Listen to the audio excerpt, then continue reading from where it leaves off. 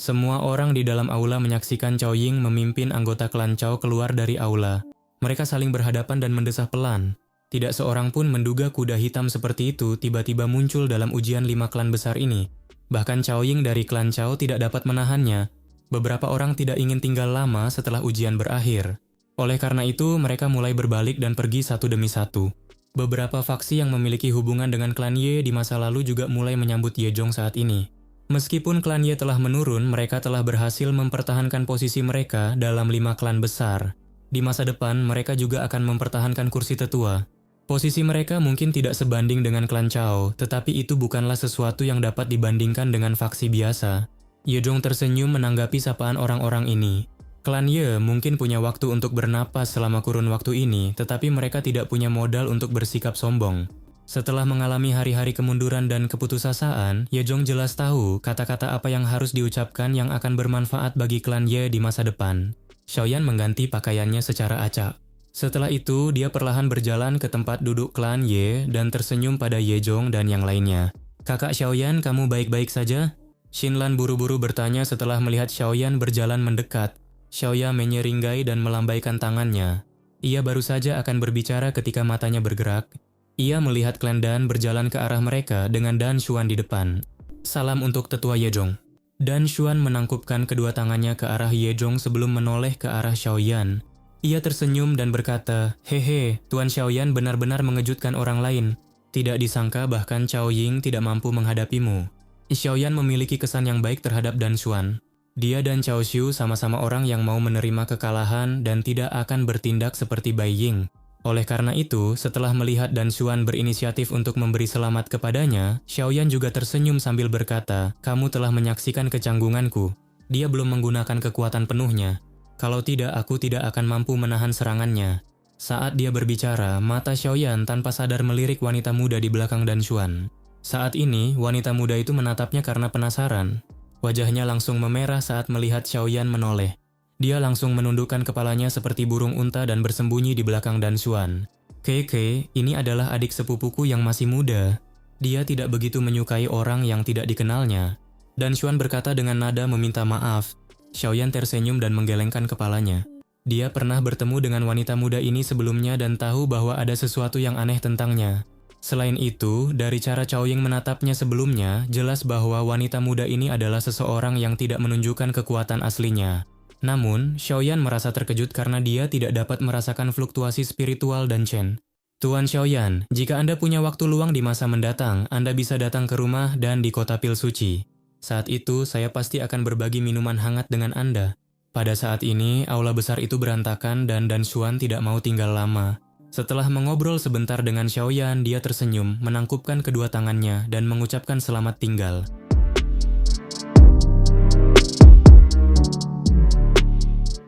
Tatapan mata Xiaoyan mengarahkan kelompok Dan Yuan keluar dari aula besar. Baru kemudian dia menoleh ke arah kelompok Ye Zhong dan mengangkat bahu. Ini adalah hal yang baik tentang menunjukkan kekuatan seseorang. Hal ini memungkinkan seseorang untuk dihormati oleh yang lain. Karena ujiannya sudah selesai, sebaiknya kita pergi saja. Xiaoyan meregangkan pinggangnya dengan malas dan tertawa. "Tunggu." Sebuah suara tiba-tiba terdengar di belakang Xiaoyan setelah dia mengucapkan kata-kata itu. Xiaoyan menoleh dengan ragu-ragu, hanya untuk melihat Penatua Cheng bergegas mendekat dengan wajah penuh senyum. "Penatua Cheng, apakah ada masalah?" Xiaoyan tidak berani meremehkan Penatua Cheng saat dia buru-buru bertanya sambil tersenyum. Tetua Cheng tersenyum dan membelai janggutnya. Dia pertama-tama mengalihkan pandangannya ke Ye Zhong dan mendesah, "Ye Zhong, selamat. Kamu telah mempertahankan posisimu di 5 klan besar. Semua ini berkat bantuan Tetua Cheng yang membantu kita mengatasi situasi ini. Klan Ye akan mengingat kebaikan besar ini dengan sepenuh hati." Ye Zhong tersenyum pahit saat menjawab. Tetua Cheng melambaikan tangannya. Matanya menatap Xiaoyan sambil tersenyum dan berkomentar, "Namun, klan Yemu benar-benar telah menemukan penolong yang luar biasa kali ini. Namamu Xiaoyan, kan?" Xiaoyan tersenyum dan mengangguk. "Aku pernah mendengar tentang masalahmu dengan lembah sungai es. Yao Chen adalah gurumu, kan?" Tetua Cheng tersenyum saat bertanya. Tatapan mata Xiaoyan berubah sedikit dingin. Sebelum dia bisa menjawab, Tetua Cheng melambaikan tangannya dan tertawa, "Tidak perlu terlalu cemas. Jika kita membicarakannya, bahkan aku yang dulu menerima nasihat Yao Chen saat itu." Hati Xiaoyan sedikit tenang. Ia ragu sejenak dan memutuskan untuk tidak menyembunyikan siapa gurunya. Setelah itu, ia menganggukkan kepalanya perlahan. Penglihatan orang tua itu masih setajam itu. Sungguh membuat iri. Tetua Cheng mendesah, nada suaranya mengandung rasa iri yang tidak bisa disembunyikan.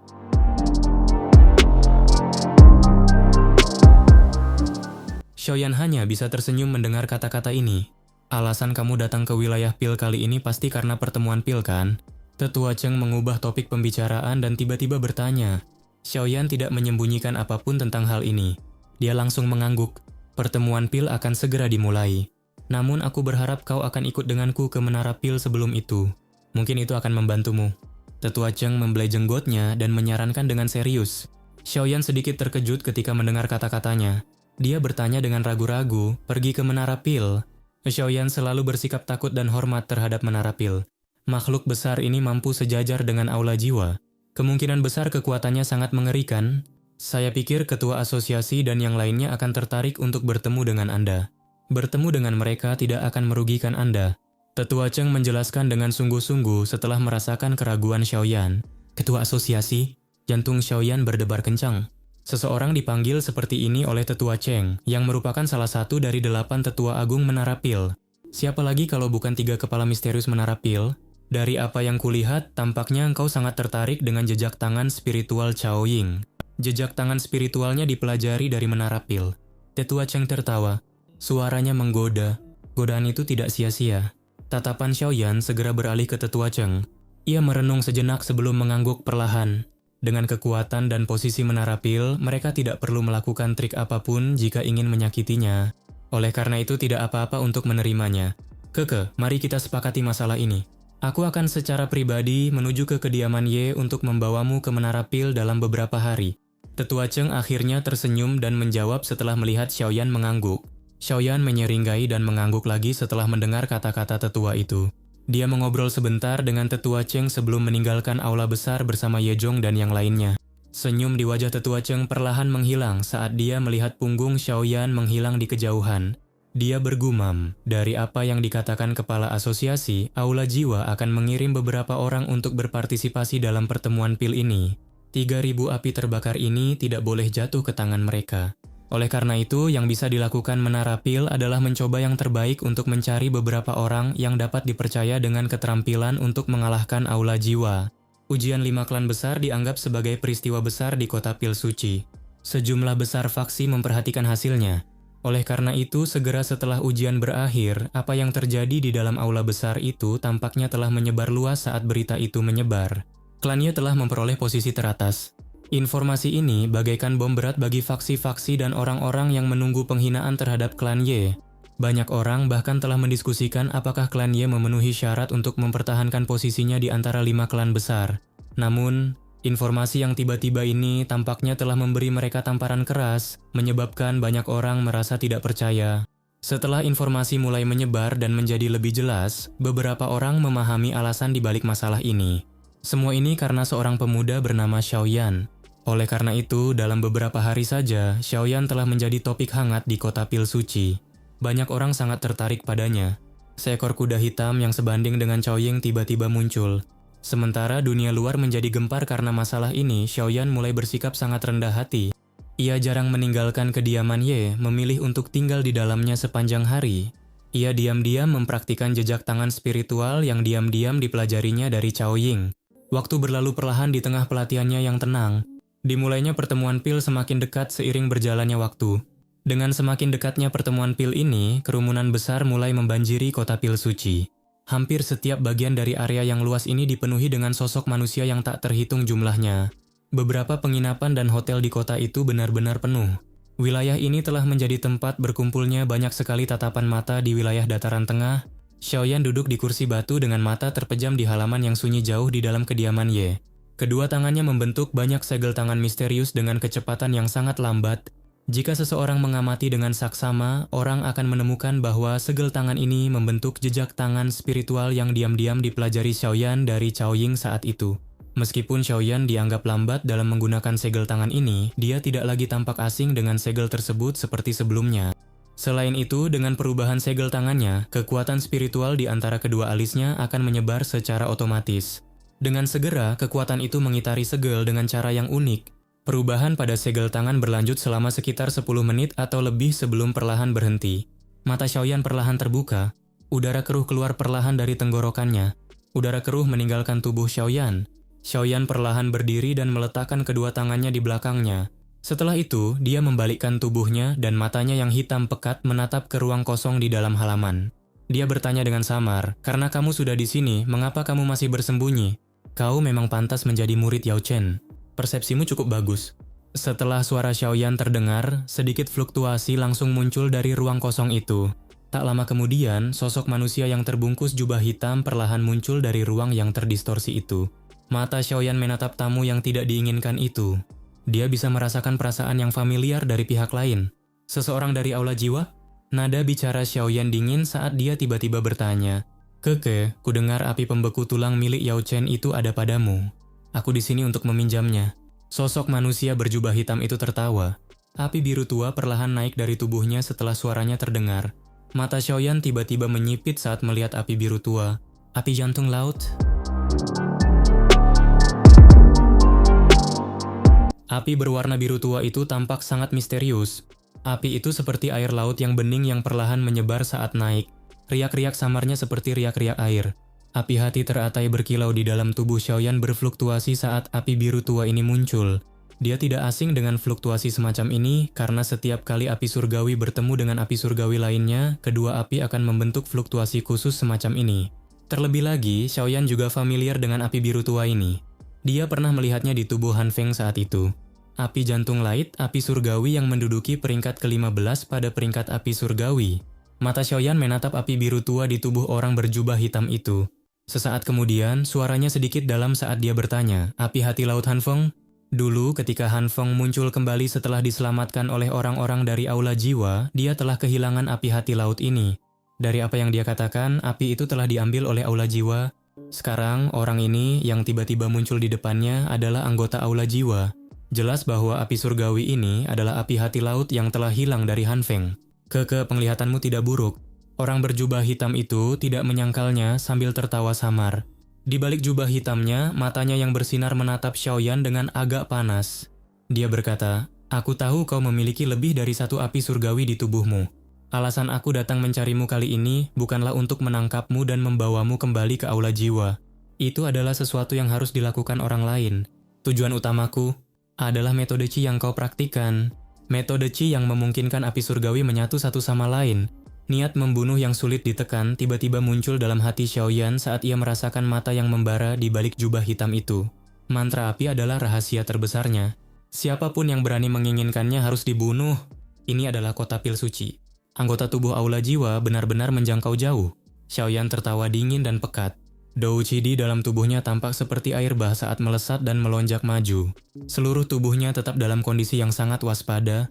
Agar orang berjubah hitam ini muncul di tempat ini dengan cara yang begitu tenang, kekuatan orang itu pasti mengerikan.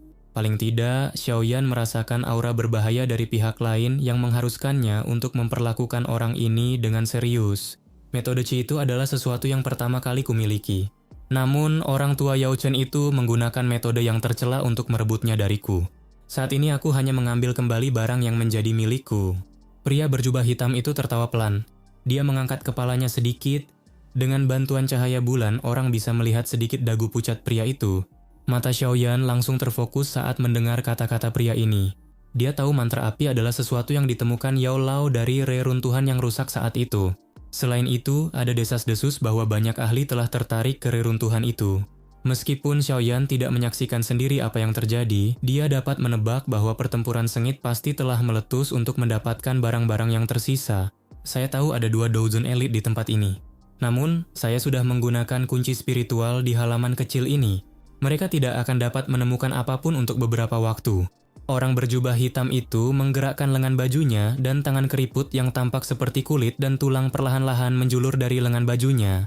Dia mengepalkan tangannya dan sekumpulan api biru tua dengan cepat terbentuk menjadi sesuatu seperti bola. "Serahkan metode Qi dan aku akan mengampuni nyawamu malam ini." Xiaoyan tertawa dingin. Cahaya perak bersinar di bawah kakinya dan dia muncul di dinding halaman kecil. Api hijau giok melonjak keluar dan menghantam penghalang tak terlihat di dinding. Suara rendah dan dalam terdengar. Pukulan Xiaoyan tidak mampu menembus penghalang tak kasat mata itu. Yang terjadi hanyalah munculnya riak-riak. Orang keras kepala. Apakah kau pikir kau adalah Yao Chen? Suara sosok berjubah hitam itu menjadi dingin ketika dia melihat apa yang Xiaoyan coba lakukan. Dia melambaikan lengan bajunya secara acak dan api biru tua itu dengan cepat menggumpal menjadi tombak api berwarna biru. Dengan satu ayunan, tombak itu memotong udara kosong, berubah menjadi bayangan biru yang melesat ke arah Xiaoyan dengan tajam.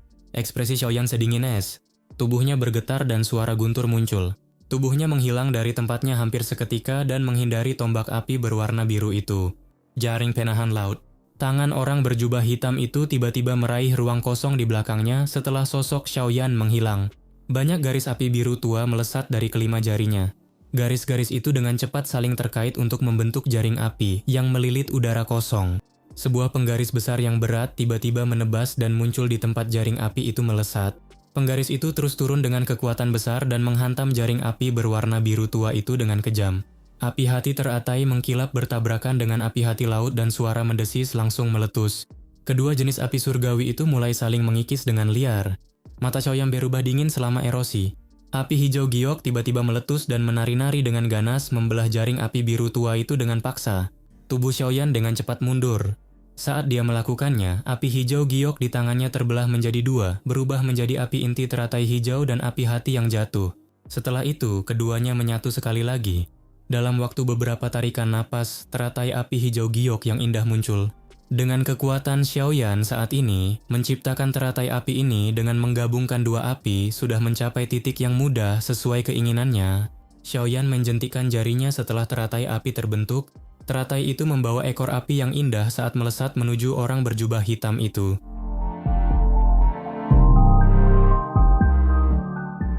Xiaoyan melambaikan tangannya setelah teratai api itu melesat. Boneka iblis bumi pun muncul. Atas perintah Xiaoyan, boneka itu menyerang orang berjubah hitam itu tanpa takut mati. Pada saat yang sama, tubuh Xiaoyan sekali lagi terdorong ke belakang dan muncul di balik penghalang tak kasat mata. Kedua tinjunya muncul seperti badai saat mereka dengan cepat mendarat di penghalang itu. Hal ini menyebabkan kunci spiritual terus-menerus membentuk riak-riak. Teknik Dou yang bagus. Teknik ini mampu menggabungkan api surgawi. Sepertinya metode Qi itu bermanfaat bagimu. Orang berjubah hitam itu tersenyum lebar.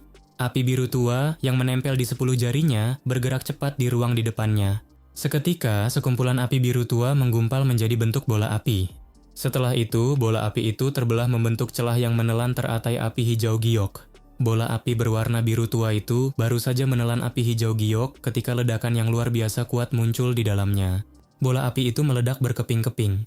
Api hijau giok melesat ke segala arah, menghancurkan halaman kecil yang rapi itu dan mengubahnya menjadi kekacauan total. Api hijau giok itu berjarak sekitar 5 kaki dari orang berjubah hitam itu ketika api jantung laut secara otomatis melancarkan serangan, memantulkannya. Oleh karena itu, api teratai Buddha marah ini gagal menyebabkan sedikit pun kerusakan pada orang berjubah hitam itu. Dari sini, orang bisa tahu betapa mengerikannya kekuatan orang berjubah hitam itu. Orang berjubah hitam itu menjentikkan jarinya setelah menangkis serangan teratai api. Lebih dari selusin garis api biru tua melesat dari ujung jarinya. Setelah itu, mereka dengan kuat menjebak boneka iblis bumi yang telah bergegas mendekat. Boneka itu tidak dapat melepaskan diri dari jalinan tali api terlepas dari seberapa keras ia berjuang. Dengan kekuatanmu, kau masih tidak akan mampu menghancurkan kunci spiritual yang telah kutempatkan. Orang berjubah hitam itu berbicara pelan. Dia menatap Xiaoyan yang menggunakan kekuatannya untuk menyerang kunci spiritual dengan tatapan acuh tak acuh setelah dengan mudah menyelesaikan teratai api dan boneka setan bumi. Tinju Xiaoyan menghantam penghalang dengan keras. Ekspresinya menjadi lebih buruk saat dia melihat riak yang menyebar. Tidak disangka orang misterius berjubah hitam ini benar-benar sekuat ini. Berdasarkan tebakannya, kekuatan orang ini kemungkinan telah mencapai Daozun bintang 3 atau bahkan bintang 4. Meskipun ekspresi Xiaoyan agak jelek, dia tidak kehilangan fokus. Orang berjubah hitam ini mungkin kuat, tetapi Xiaoyan bukanlah buah kesemek yang bisa diremas sembarangan. Aku tidak punya banyak waktu. Jika kau tetap keras kepala, kau seharusnya tidak menyalahkanku karena membunuhmu. Mata pria berjubah hitam itu tampak acuh tak acuh saat menatap Xiaoyan. Dia melangkah pelan di udara kosong dan perlahan melangkah satu persatu menuju Xiaoyan. Ini adalah kota pil suci. Tindakannya tidak boleh diketahui orang lain. Kalau tidak, jika orang-orang dari menara pil itu mengetahuinya, semuanya pasti akan sangat merepotkan. Ekspresi Xiaoyan menjadi dingin saat dia menatap tajam ke arah sosok berjubah hitam yang berjalan perlahan.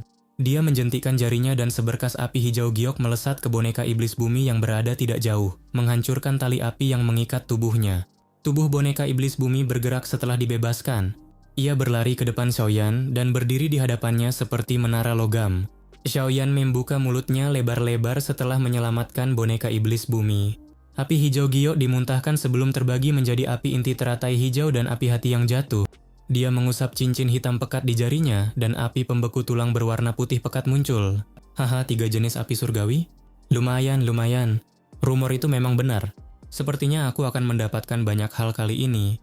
Orang berjubah hitam itu sedikit terkejut saat melihat 3 gugusan api surgawi di depan Xiaoyan. Dia langsung tertawa terbahak-bahak sambil mengepalkan telapak tangannya. Api biru tua itu melesat keluar dari telapak tangannya. Api itu perlahan menyebar dan melilitnya sepenuhnya. Dilihat dari kejauhan, pria berjubah hitam itu tampak seperti dewa api, tampak sangat perkasa. Tatapan mata Xiaoyan tampak berbahaya. Ia menghirup udara dalam-dalam dan api berwarna putih keabu-abuan perlahan mengalir ke tenggorokannya. Api transformasi kehidupan. Rasa dingin menjalar di mata Xiaoyan saat ia menatap api putih keabu-abuan di depannya. Ia segera melambaikan tangannya, dan ia mulai menggabungkan keempat jenis api itu di depan tatapan tercengang orang berjubah hitam itu. Apakah kamu sedang mencari kematian? Ekspresi orang berjubah hitam itu sedikit berubah. Tubuhnya bergerak, dan dia berubah menjadi bayangan hitam yang melesat ke arah Xiaoyan dengan kecepatan seperti kilat. Api biru tua menyembur keluar dengan cepat dari telapak tangannya. Kecepatan pria berjubah hitam itu sangat cepat. Ia tampak menyatu dengan ruang saat ia muncul di hadapan Xiaoyan saat ia bergerak. Tangannya melengkung dan ia membawa kekuatan tajam yang dengan kejam mencengkeram bagian atas kepala Xiaoyan. Xiaoyan baru saja akan mengaktifkan gerakan 3000 petirnya untuk menghindar setelah merasakan serangan tajam orang berjubah hitam itu ketika suara retakan kecil tiba-tiba bergema di halaman.